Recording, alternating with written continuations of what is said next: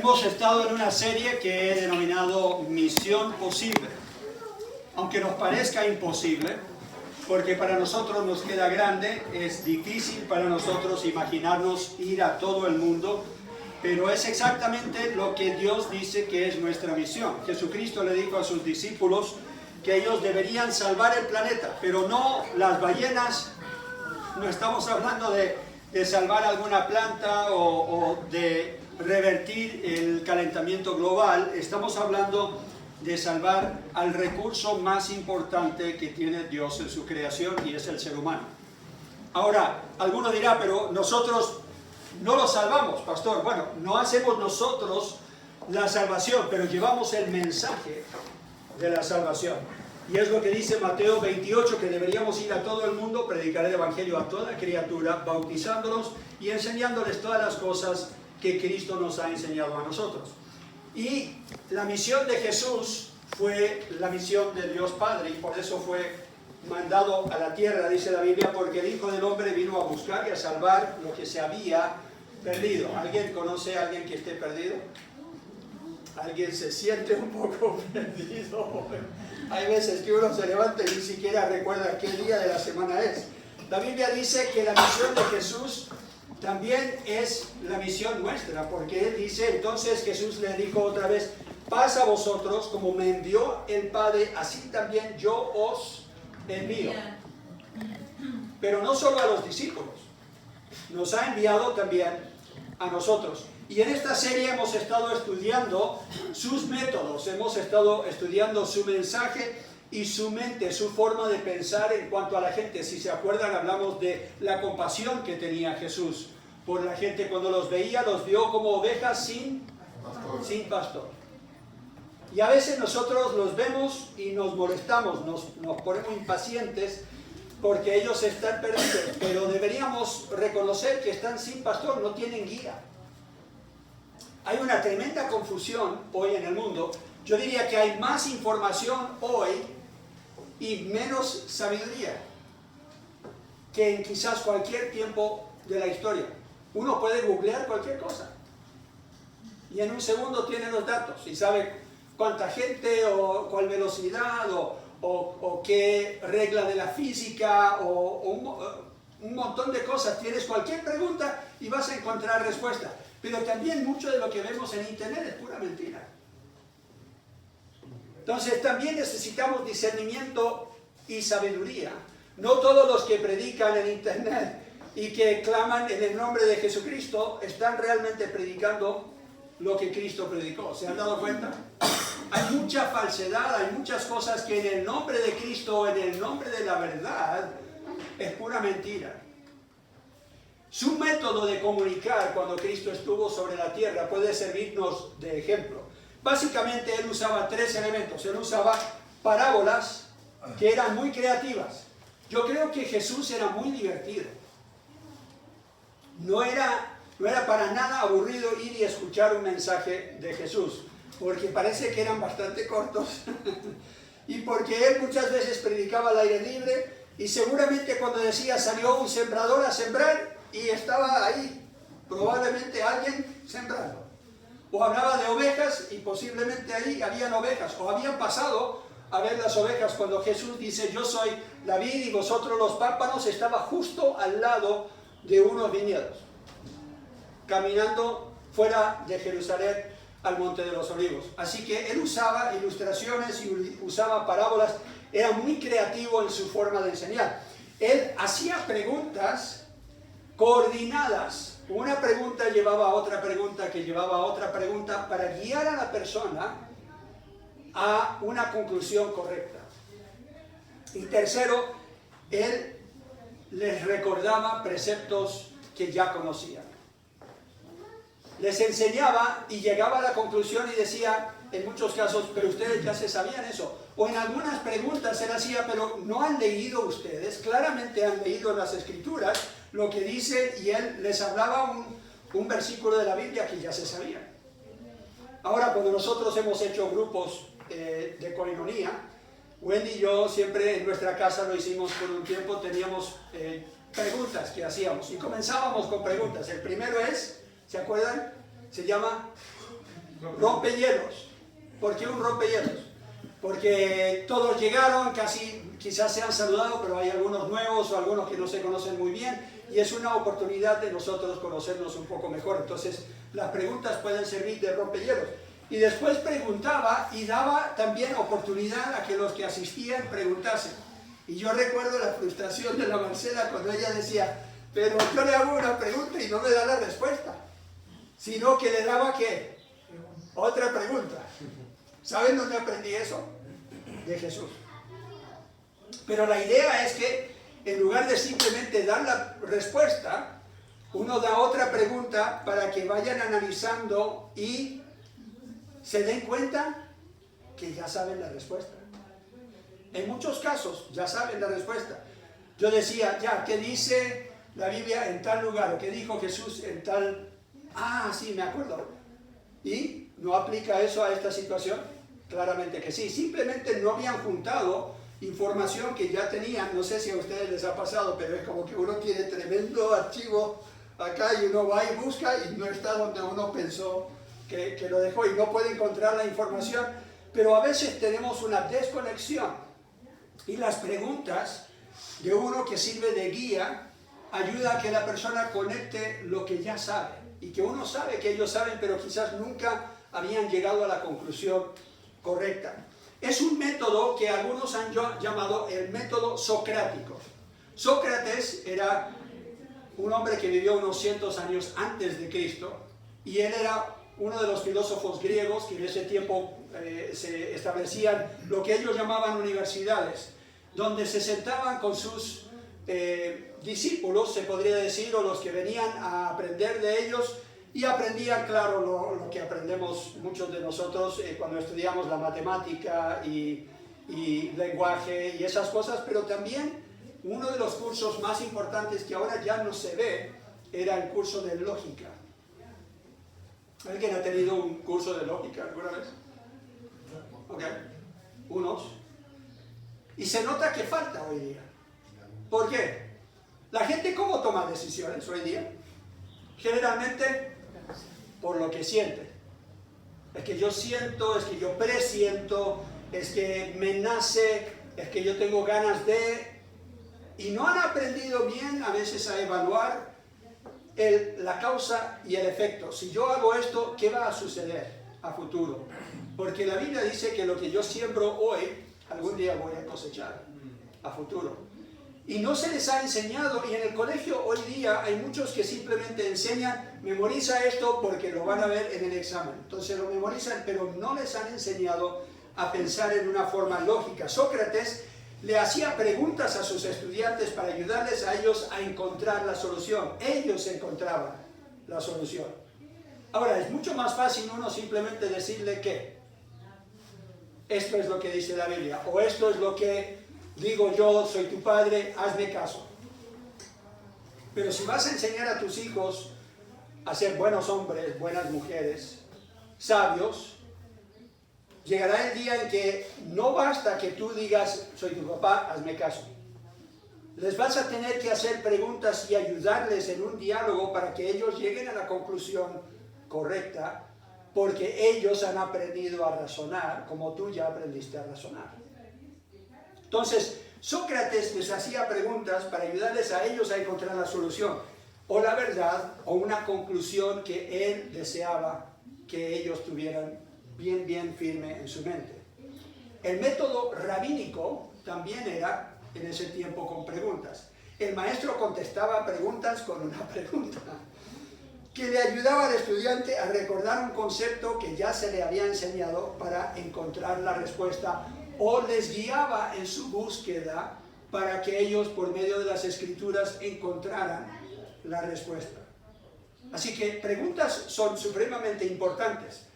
Las preguntas de Jesús, bueno, su método, podríamos decir, era una combinación de estos dos métodos. Y la meta de estos dos estilos es enseñarle al discípulo a pensar por sí mismo en forma correcta. Hacer preguntas para indagar, investigar, aún para evaluarse a sí mismo, ¿por qué pienso yo de esta forma? ¿Por qué he llegado yo a esta conclusión?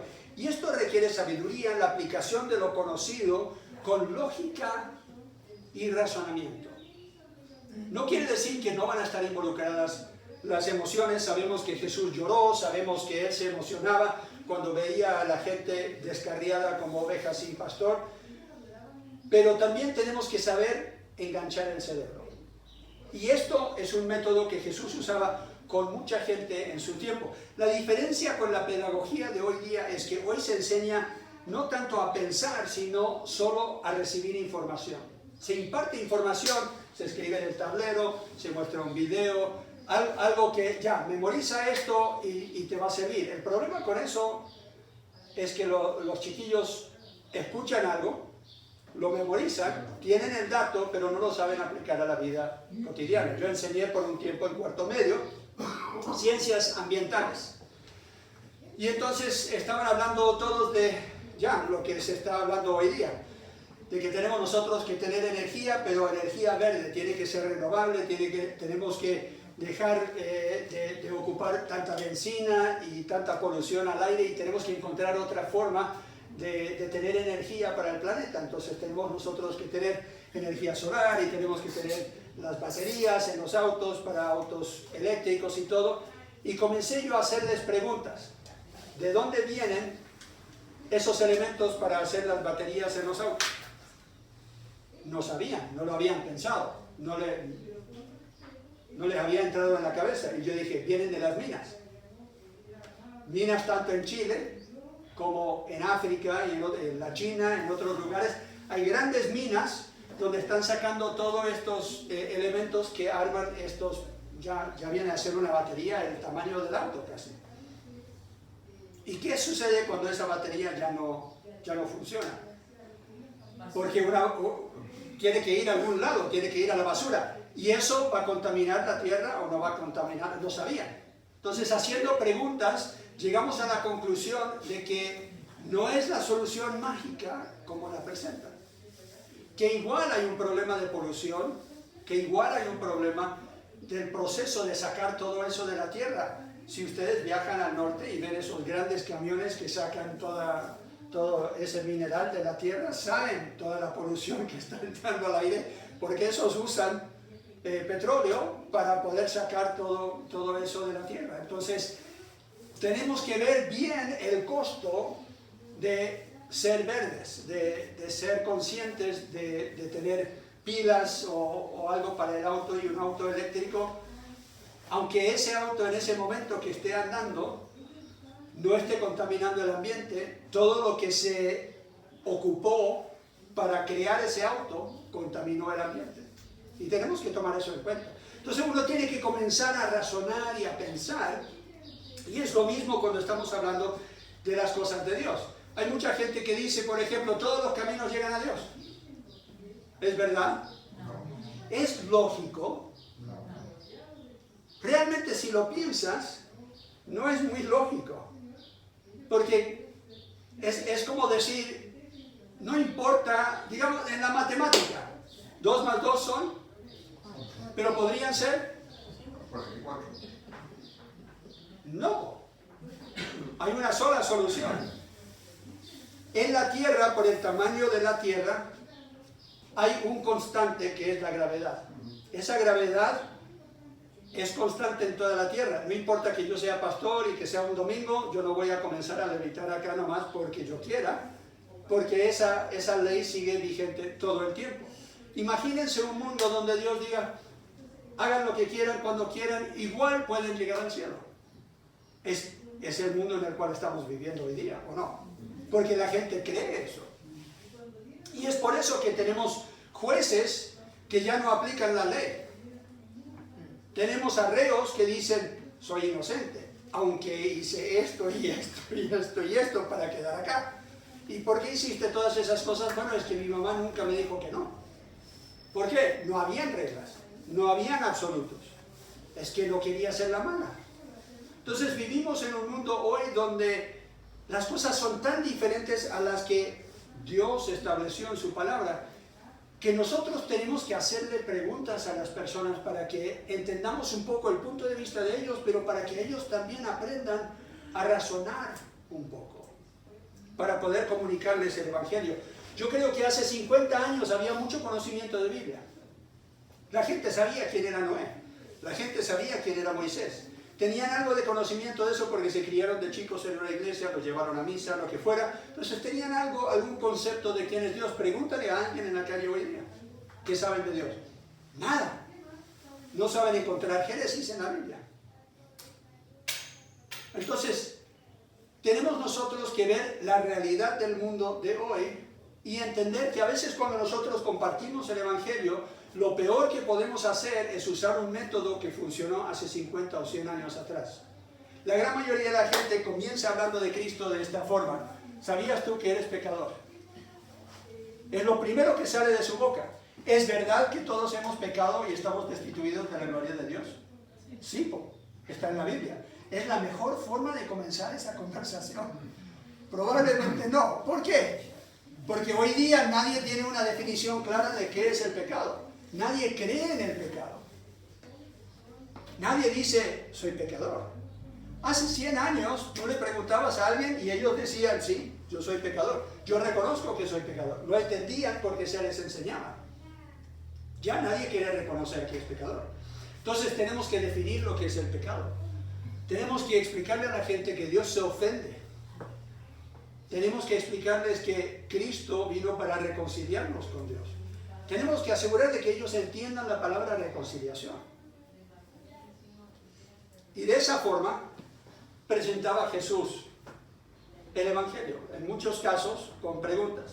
El método de Jesús al hacer preguntas no era que Él no sabía lo que la gente estaba pensando o que Él no sabía lo que ellos iban a responder. Miren conmigo en Juan capítulo 2. Juan capítulo 2, lo que dice acerca de Jesús. Versículo 25.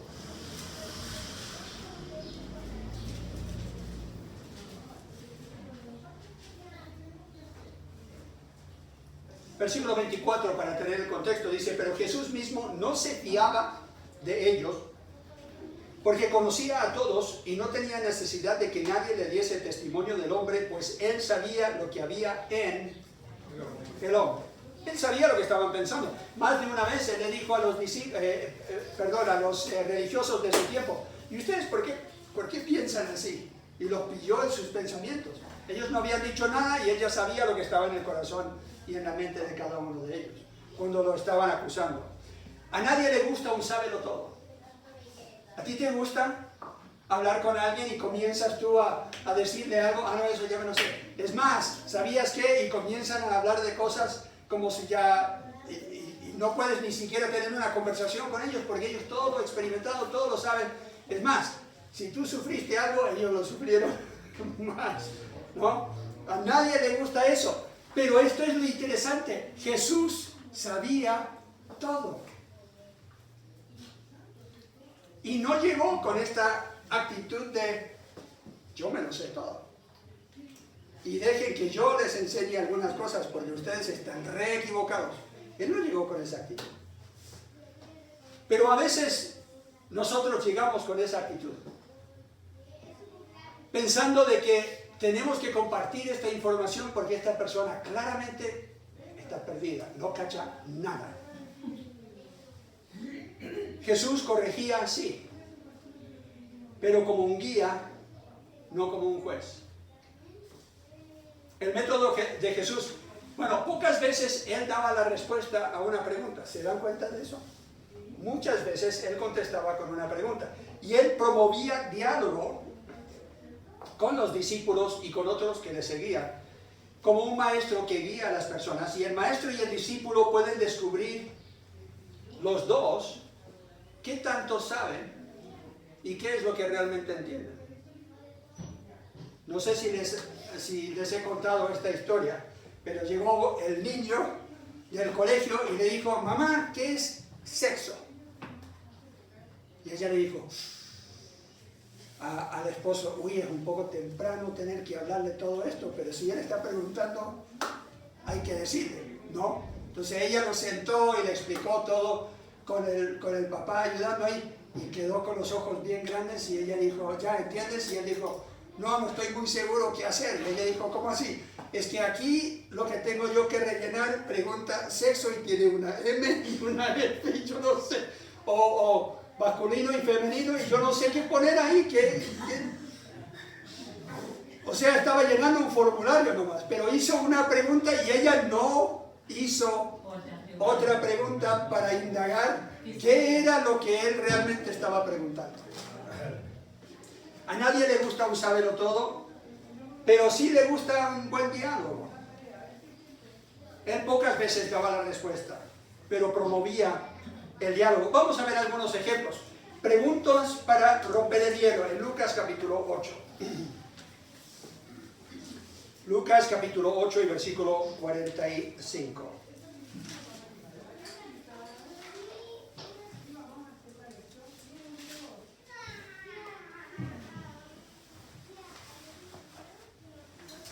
Entonces Jesús dijo, ¿quién es el que me ha tocado?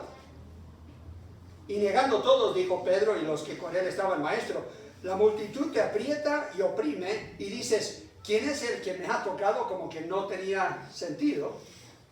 Pero Jesús dijo, alguien me ha tocado porque yo he conocido que ha salido poder de mí. ¿Quién fue el que la tocó? Ustedes se saben la historia.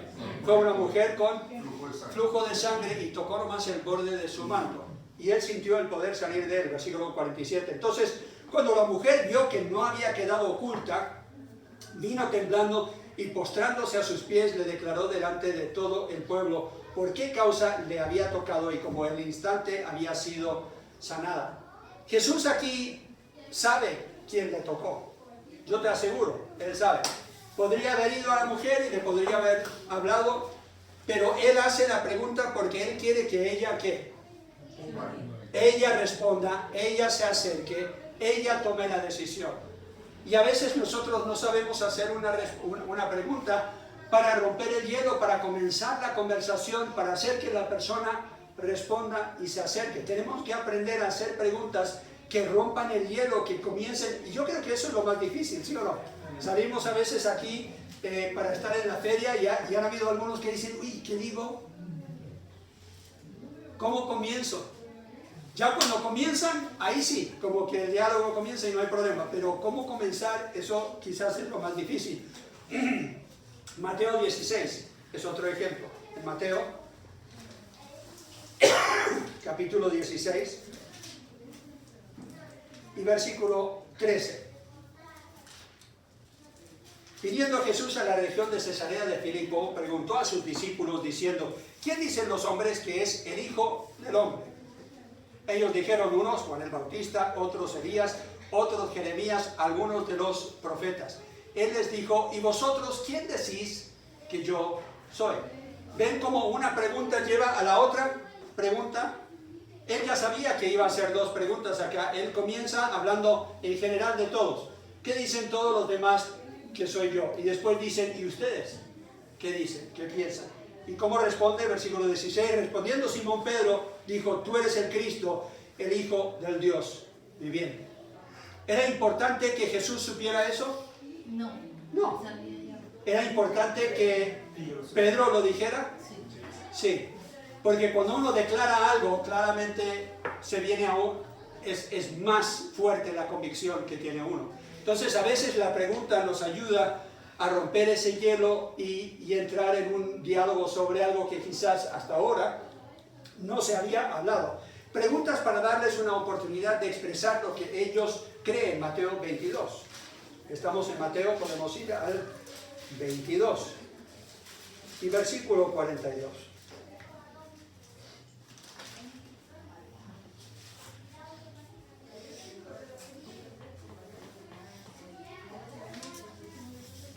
Versículo 41, para tener el contexto, dice, y estando juntos los fariseos, Jesús les preguntó diciendo, ¿qué pensáis del Cristo?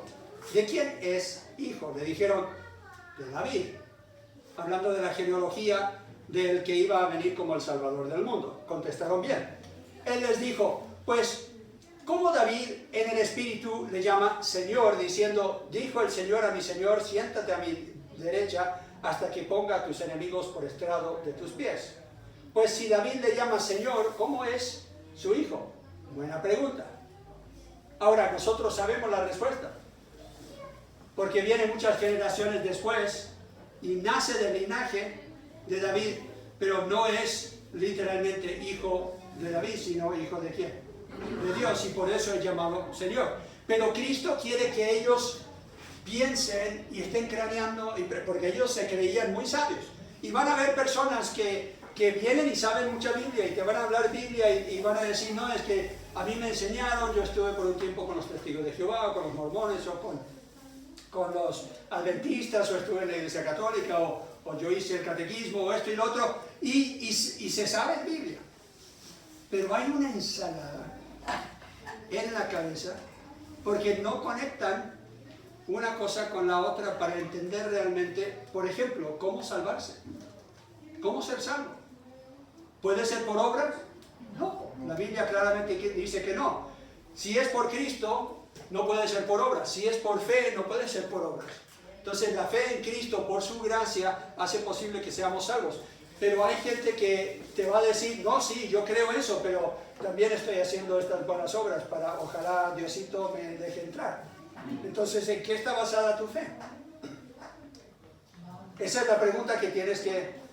Porque puedes ser muy sincero y subirte a la micro equivocada y aún llegar al lugar equivocado, ¿cierto? Tu sinceridad no va a asegurar que llegues al lugar correcto.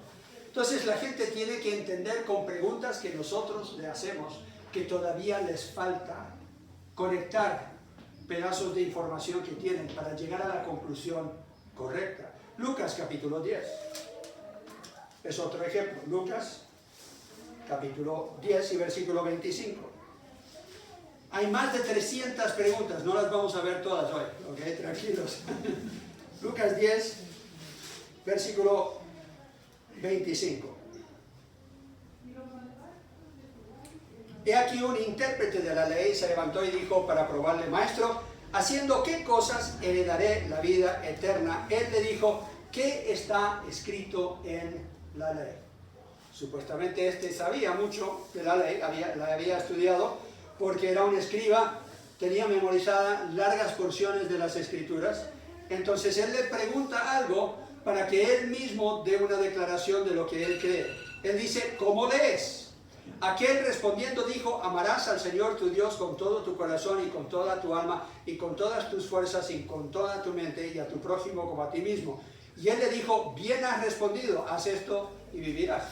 O sea, a veces nosotros tenemos que simplemente afirmar que la persona que contestó una pregunta contestó bien y animarles a que sigan y continúen ese camino. Lucas 10 y versículo 36.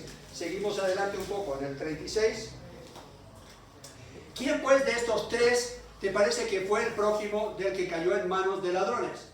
La parábola es del buen samaritano. Habían tres que pasaron al lado del que estaba herido, dos de ellos religiosos que pasaron derecho, pero viene un samaritano y le ayuda. Ustedes pueden leer el resto del pasaje, pero Jesús les pregunta a ellos para que ellos digan lo que nadie quiere decir. ¿Por qué no lo quieren decir? Porque es samaritano. Nadie en ese tiempo quería decir, no, es que el samaritano fue el bueno. Porque todos pensaban, seguramente los religiosos eran los más buenos. Y Jesús les da una historia, una parábola, y la termina con una pregunta. Entonces a veces es bueno que nosotros les mostremos un pasaje de la Biblia y digamos, mira, esto es lo que dice la Biblia, pero ¿eso cómo cuadra con lo que tú me acabas de decir? Y a veces te tienen que decir, no cuadra, no puede cuadrar, no tiene sentido. Para que ellos mismos de su boca contesten y digan, aquí yo tengo que decir algo que quizás no me gusta admitir, pero que claramente es la verdad. Había preguntas para recordarles lo que ya saben, pero que quizás no han aplicado en forma correcta. Estamos en Lucas, vamos a Lucas capítulo 6 y versículo 32. Yo sé que este mensaje es un poco diferente a otros que he dado, pero quiero que ustedes vean diferentes estilos de preguntas que se pueden hacer, cómo podemos nosotros ser mejores en nuestra conversación para que sea más natural y para que realmente sea una conversación sobre Cristo y nuestra fe y la fe de otros, y no simplemente ir y predicarles como si estuvieran escuchando un sermón. No solamente dándoles, impartiéndoles información. Dice, porque si amáis a los que os aman, ¿qué mérito tenéis? Dice Jesús. Porque también los pecadores aman a los que los aman. Y si hacéis bien a los que os hacen bien, ¿qué mérito tenéis? A veces repetir la misma pregunta da el énfasis que uno necesita. Porque también los pecadores hacen lo mismo. Y si prestáis a aquellos de quienes esperáis recibir, ¿qué mérito tenéis? Porque también los pecadores prestan a los pecadores para recibir otro tanto. Amad pues a vuestros enemigos y haced bien, y prestad no esperando de ellos nada, y será vuestro galardón grande. Y seréis hijos del Altísimo, porque Él es benigno para con los ingratos y malos. Sed pues misericordiosos, como vuestro Padre es misericordioso. Para llegar a esa conclusión, Cristo sigue repitiendo preguntas para que ellos mismos se involucren en el proceso de llegar a esa conclusión con Él. Mateo capítulo 6. Mateo capítulo 6, versículo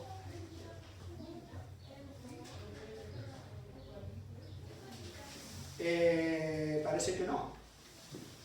No es el que yo pensaba. Ahí falló el computador. Saltamos a Marcos capítulo 12.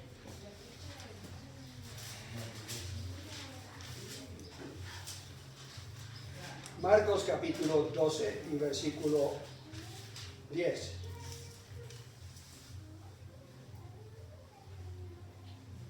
Jesús aquí está contando una parábola y termina la parábola con estas preguntas en el versículo 9. Él ha hablado de que llegó uno que tenía una viña y la alquiló a los que iban a trabajar la viña, y él mandó para cobrar su parte, lo que le debía, y maltrataron a sus siervos, y es más, mataron a su hijo. Y Jesús dice en el versículo 9, ¿qué pues hará el Señor de la viña? Vendrá y destruirá a los labradores y dará su viña a otros. ¿Ni aún esta escritura habéis leído? Les está preguntando. ¿No han leído esta escritura? Él sabía que la habían leído más de una vez, pero no habían leído para llegar a la conclusión correcta. Él dice, la piedra que desecharon los edificadores. Ahora está leyendo el pasaje del Antiguo Testamento. Bueno, lo está declarando de memoria. Dice, ha venido a ser cabeza del ángulo, el Señor ha hecho esto y es cosa maravillosa a nuestros ojos. Esa es la pregunta. ¿No han leído este pasaje? Claramente no lo han leído si ustedes no lo están viviendo, no lo están aplicando. Entonces a veces las preguntas tienen que llegar a una persona que por un tiempo quizás caminaba, por un tiempo estaba en la iglesia, por un tiempo aprendió algo de las Escrituras y pretende estar bien con Dios, pero no están viviendo lo que ellos dicen que creen. Preguntas para corregir un error. Hay muchos. Mateo capítulo 8. Mateo capítulo 8. ¿Qué es más fácil? Decirle a alguien, estás equivocado, o hacerle una pregunta para que ellos lleguen a la conclusión de que se equivocaron. Yo creo que hacer la pregunta. Porque puede ser más difícil, pero no va a afectar tu relación tanto. Si tú llegas, bueno, si tú eres el jefe, puedes decirlo, no te equivocaste. Pero si eres amigo o quieres llegar a ser amigo con alguien, es mucho mejor que hagas preguntas para que ellos lleguen a la conclusión de que se equivocaron, en lugar de tú decir, no, estás equivocado, no entiendes nada. Mateo 8, versículo 26.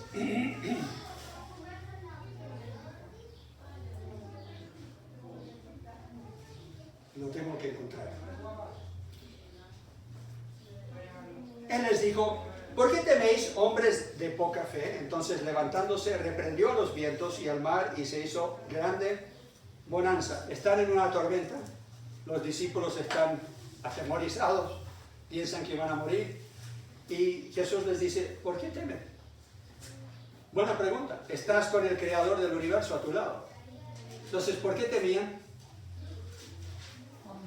Porque tenían poca fe. Tenían poca fe, ¿eh? No habían juntado las cosas. Es que no habían juntado las cosas, no habían pensado, el que creó este mar el que creó el viento, el que creó el cielo y la tierra, está con nosotros. Y se sorprenden ellos de que Él tiene el poder para calmar la tormenta. ¿Por qué se sorprenden? Porque todavía no han conectado que el Señor Jesús, que puede ser el Mesías, sí, también es el creador del universo. ¿Cuándo sabemos que conectaron eso? Bueno, en un tiempo seguramente se lo reveló el Espíritu Santo, porque Juan comienza su carta diciendo que en el comienzo, en el principio, estaba el Verbo, y el Verbo era Dios, el Verbo estaba con Dios y era Dios. Y Él creó todas las cosas. Entonces ahí de repente hizo la conexión. Pero en este momento no ha hecho la conexión. Entonces a veces uno tiene que hacerle una pregunta a una persona para corregir un error de pensar, porque no han hecho la conexión con lo que saben y tienen una convicción, pero no lo han llevado a la conclusión correcta. Mateo capítulo 14. Mateo capítulo 14 y versículo 31.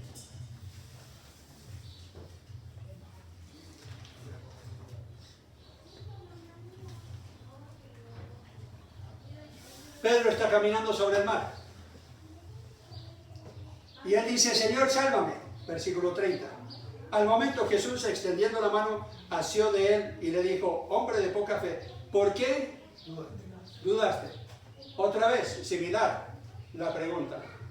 Para que él evalúe y piense en esta situación. No tengo por qué dudar, estoy con Dios, el que todo lo puede. Si Él puede caminar sobre las aguas y Él me ha llamado a hacerlo, yo también puedo. ¿Por qué dudé? Porque comencé a mirar las olas y el viento.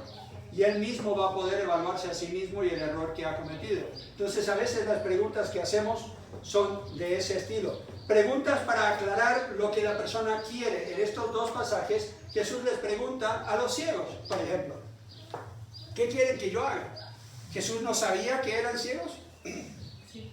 La multitud sabía que eran ciegos. ¿Por qué les hace una pregunta? ¿Con qué fin Jesús le pregunta a un ciego, ¿qué quieres de mí? Para que manifieste su fe primero. Para que manifieste su fe con una declaración. Jesús en una ocasión dice, ¿creen ustedes que yo puedo hacer esto? Cuando Él les dice, ¿qué quieren? Queremos ver. Sigue la pregunta, ¿ustedes creen que yo puedo hacer esto? Y ellos dicen, claro que sí. Y Él dice, anden por el camino que sea de acuerdo a tu fe. Y fueron sanados. A veces nosotros tenemos que hacerle una pregunta a la persona para que ellos mismos den una declaración de fe. ¿Por qué es importante eso? Porque Satanás es el que planta la semilla de duda, o son los dardos de fuego del maligno que vienen a nosotros con duda y los tenemos que parar con el escudo de la fe. Entonces nosotros tenemos que ayudar a que la persona declare en voz alta lo que ellos realmente creen, que tienen esa fe en el Señor. Porque llegará el día en que ellos van a tener que recordar ese evento, van a tener que recordar ese momento para poder decirle a Satanás, no, yo recuerdo ese día, yo hice una declaración, yo recuerdo lo que yo dije y que era la convicción de mi corazón. Porque si no van a seguir dudando. Y es exactamente lo que hacía Jesús cuando hacía estas preguntas. Preguntas para contestar. Preguntas. Mateo capítulo 12. Estamos en Mateo, vamos al capítulo 12. En aquel tiempo iba Jesús por los sembrados en un día de reposo y sus discípulos tuvieron hambre y comenzaron a arrancar espigas y a comer. No están robando. ¿Qué decía la ley en el Antiguo Testamento? Que era permitido, es más, era requerido que los que plantaban dejarían en los rincones y al lado de un camino, no cosecharan ahí. No podían cosechar eso porque ese era para el viajero y para los pobres, que podían pasar y ellos mismos podían ir recogiendo. Entonces Jesús va caminando, la Biblia dice, Él mismo dijo, yo no tengo dónde recostar mi cabeza. Entonces Él era un hombre que vivía de día en día. Él va con los discípulos recogiendo espigas y comiendo ese grano crudo. Tenían hambre. Entonces no están rompiendo ninguna regla o norma. Viéndolo los fariseos le dijeron, he aquí tus discípulos hacen lo que no es lícito hacer en el día de reposo. ¿Por qué no era lícito hacer eso en el día de reposo? ¿Pero están trabajando? No. Pero el cosechar Para ellos, de acuerdo a la regla, era cosechar. Lo habían llevado a un extremo donde uno no podía, pero Jesús en más de una ocasión ha dicho, si un animal se cae a un hoyo, no lo vas a rescatar en el día de reposo, claramente, ¿no es eso también trabajo? O sea, hay momentos en que la ley no era hecha para restringirte tanto que te va a hacer amarga la vida, no.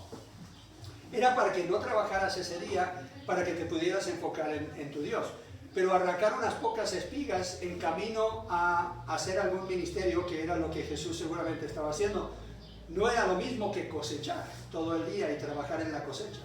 Entonces ellos habían llevado a un extremo lo que Dios había dicho, y Jesús hace algunas preguntas basadas en las Escrituras. Él dice, ¿no habéis leído lo que hizo David cuando él y los que con él estaban tuvieron hambre, como entró en la casa de Dios y comió los panes de la propiciación, que no les era lícito comer ni a él ni a los que con él estaban, sino que solamente a los sacerdotes?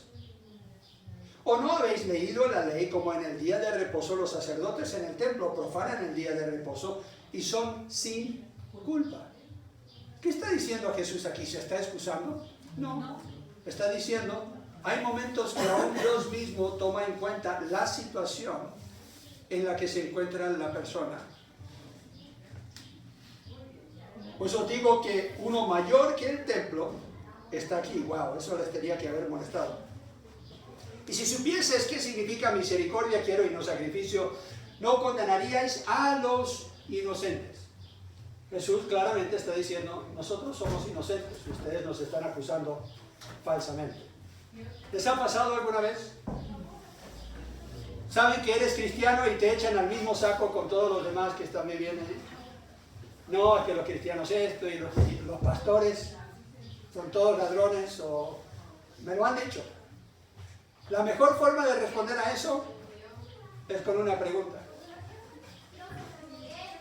Fue un taxista que me lo dijo una vez y yo le dije, pero no hay taxistas ladrones. A mí me dijeron que tuviéramos mucho cuidado con los taxistas acá en Chile. Y él se rió tanto y él dijo, sí, hay muchos taxistas ladrones, pero yo soy honrado, dijo. Y yo le dije, bueno, hay algunos pastores seguramente que son ladrones, pero yo soy honrado. Y nos hicimos amigos, pero yo creo que suavicé un poco la respuesta con esa pregunta. Preguntas que llegan a la conclusión correcta que él está enseñando. Lo vemos en Mateo capítulo 16. Mateo capítulo 16 y versículo 26.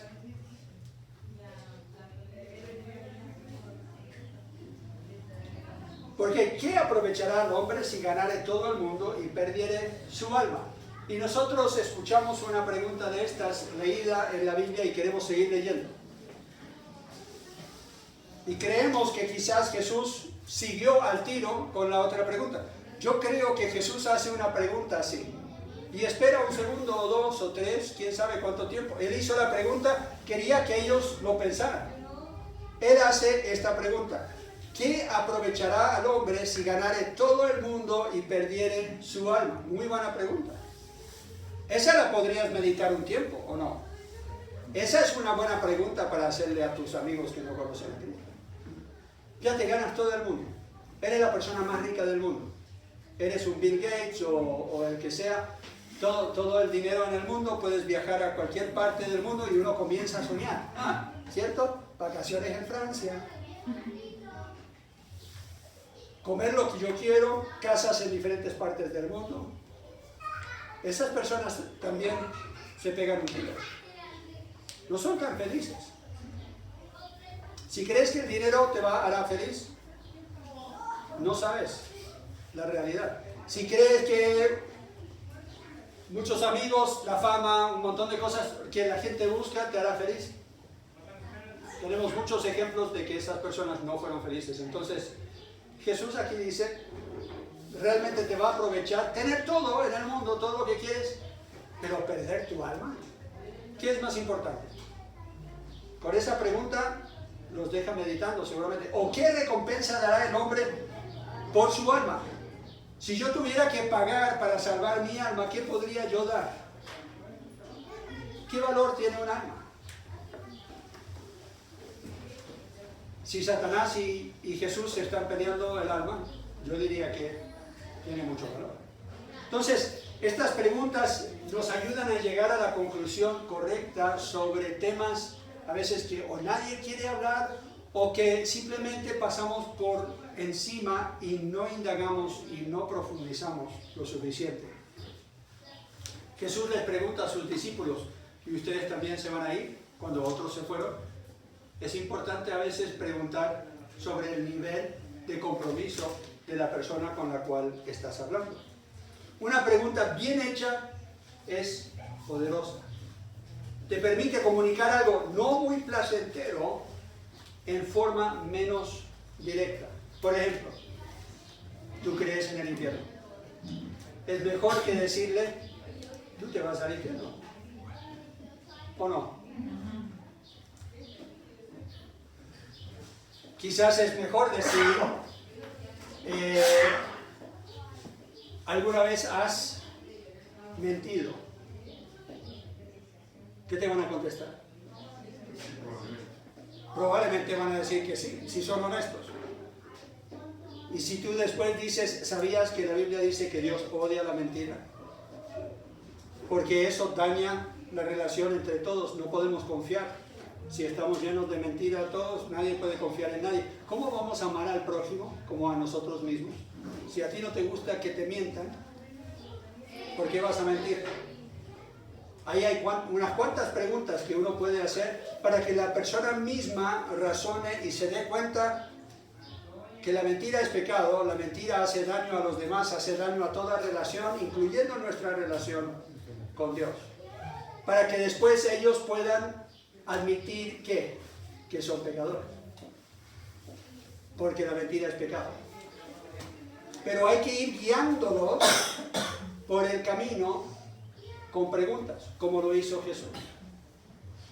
Les animo a que aprendan de las preguntas de Jesús. Estudien los evangelios. En Mateo, por ejemplo, hay muchas preguntas. En Lucas también, las preguntas de Jesús, porque hay más diálogo en esos evangelios. Y les animo a que ustedes estudien cómo lo hizo Jesús. Inténtenlo cuando están hablando con otros, en lugar de simplemente decir, uy, tengo 3 minutos y le tengo que dar los 4 pasos a la salvación. No. Establece una relación con ellos con preguntas. Y debería importarte realmente esa persona. Y esas preguntas yo creo que muestra que realmente te importan, lo que piensan, lo que sienten, cuál ha sido su experiencia.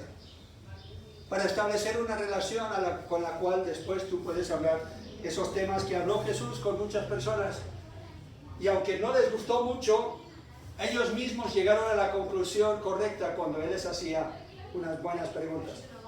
Te permite comunicar algo no muy placentero en forma menos directa y te pone en el lugar de guía, no de un sábelo todo. Alguno dirá, ¿pero qué tiene que ver esto conmigo? Bueno, si quieres mejorar tu comunicación del Evangelio, aprende a hacer buenas preguntas.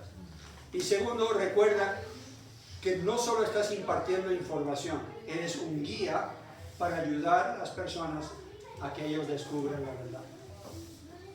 Oremos. Padre Celestial, sabemos que somos tus embajadores y necesitamos sabiduría para ser buenos embajadores. Ayúdanos, Señor, a aprender a hacer buenas preguntas, como lo hizo el Señor Jesús estando aquí en la tierra.